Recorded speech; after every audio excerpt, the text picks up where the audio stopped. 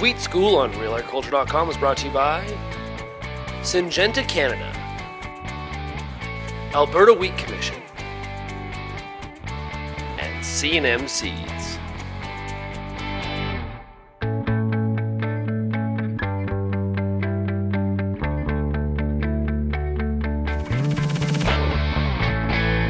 Tom Wolf of Agrimetrics joins us here on Real Agriculture for probably the 100,000th time.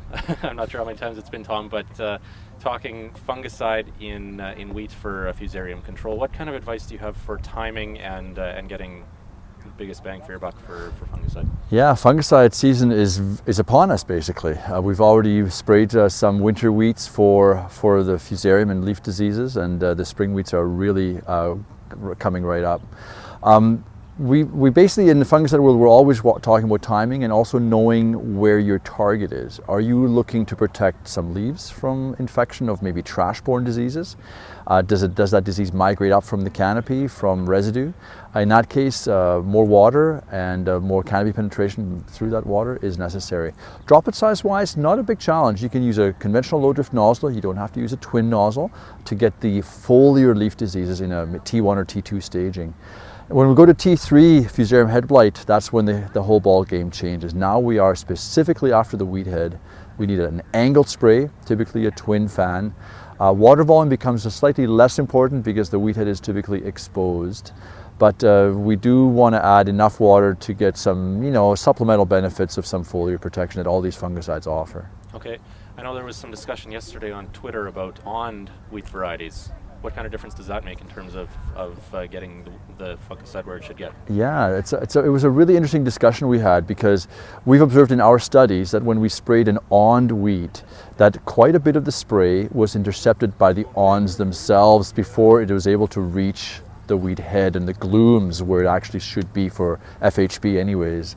And so I said, be careful about that, because you might have to add even more water and make your sprays even a little bit coarser to avoid those awns. Awns are really good at catching fine droplets. So if you're spraying a fine spray onto the wheat head in an awn situation, probably you're just getting it on the awns. Mm-hmm. So be a little mindful of that kind of a thing. Small targets love to collect small droplets, and big droplets are the only way around that problem. Okay. Here, we're filming this in southern Manitoba, where we've had Fusarium for some time, some more experience with it, and some growers apply fungicide twice, or it's become a common practice. What do you recommend in terms of making that decision, and how do you go about timing then? Yeah, it's a great question, because I think there really are probably about three major factors at play here. So the first one is, of course, the decision to spray. Do I spray or not? And so in the case of FHB, you can't see the disease before it affects you, so you have to do it protectively. So you have to obviously know maybe your prediction maps. There's certainly some new services out there in the Valley and elsewhere in Western Canada that are probably worth looking at. Identify the risk. And then it comes down to timing. You really have to do the timing properly. Of course, you've done your product selection. Timing windows for FHB are incredibly tight. It's very challenging to spray at the right time because of the different stagings that a single field might have. And finally, it's application methods. So I put those in order of importance. Scouting and the decision to spray are the single most important things. Secondly, putting it on at the right time is absolutely essential. A really good spray at the wrong time isn't worth very much. A mediocre spray at the right time is worth a lot in comparison. Mm-hmm. And then finally, do the application as well as you can. We've talked about angled sprays and twin sprays. We've talked about boom height, low boom height, and coarser sprays are really important for making those angled sprays actually work, especially in the presence of awns, as we just said.